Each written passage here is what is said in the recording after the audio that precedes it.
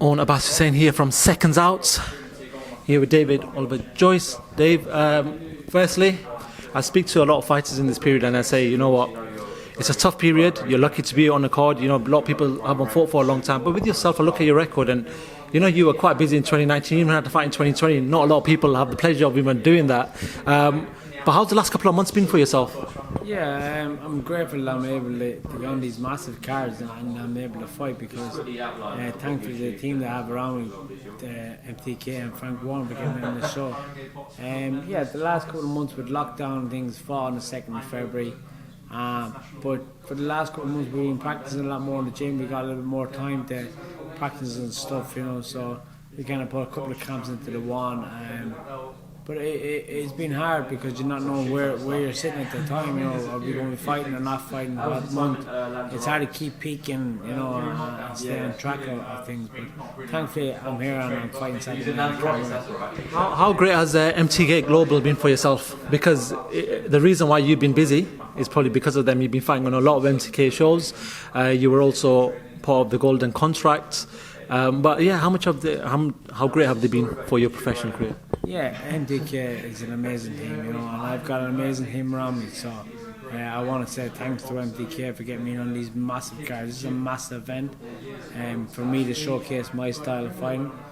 But I've got to give MTK a big shout out because if just haven't just got me on this one, they've got me on amazing cards over the last number of years since I've turned professional in Belfast and America and Dubai and here now, you know. So the Golden Contract was the turning point for me. That's where I made the decision to move to super bantamweight, and it was a great deal. It was a great idea to do it because now I'm making the weight where I know I can use my style of fighting where I couldn't use it at featherweight. You know, I wasn't strong enough at it. Where now I'm physically really strong at the way I box it.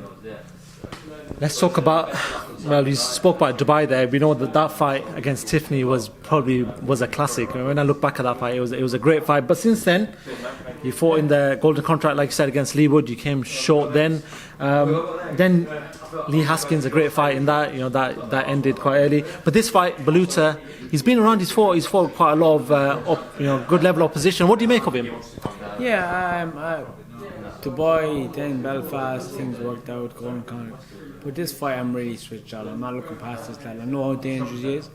He's messy. He can interrupt on your style of fighting. He's had a couple of fights. He's got about the same many fights as me, not many different. But he's boxed nobody like me. He hasn't boxed anyone but my style of fighting.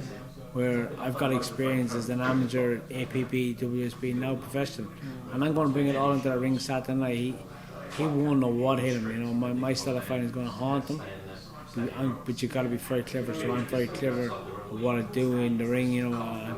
And I've looked at him a couple of times, me and Pete Taylor, my coach, we've studied him, so we're ready for Saturday night, and I can't wait to showcase my boxing. You spoke about your amateur career and stuff like that, but sort of going through the years when you were young, who was your inspiration in boxing? Yeah, my inspiration was like that many boxers that I remember as a kid I loved Prince Nazim. I actually loved the guy. I loved watching him. I used to tune into him at 3 or 4 o'clock in the morning. But there were so many boxers I boxed in the past and top class fight. One of them was LOMACHENKO. I boxed him in the European Championships in 2008 in the qualifiers for a medal. Unbelievable to share a ring with, and experience I took from it. The things I've taken from that fight, to play a part in a couple of years there. That thankfully we had some major competitions and went and got medals at.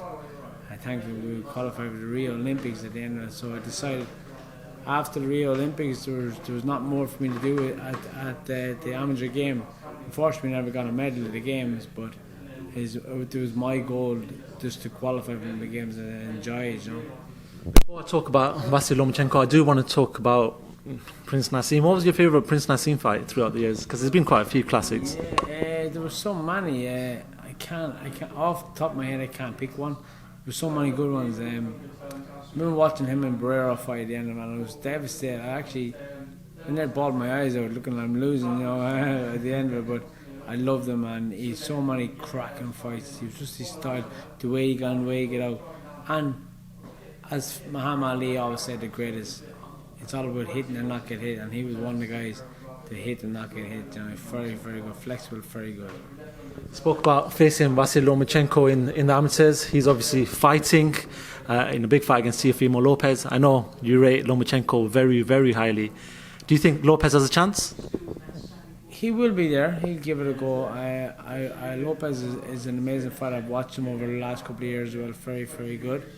But Lomachenko is out of this planet of boxing. He's just at a different level compared to everybody else. His style, as I said, he doesn't need to punch. It's just the way he works his feet.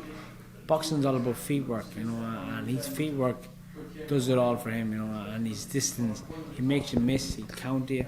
So you can't make them silly mistakes against him. So to me, Lomachenko will come out on top again.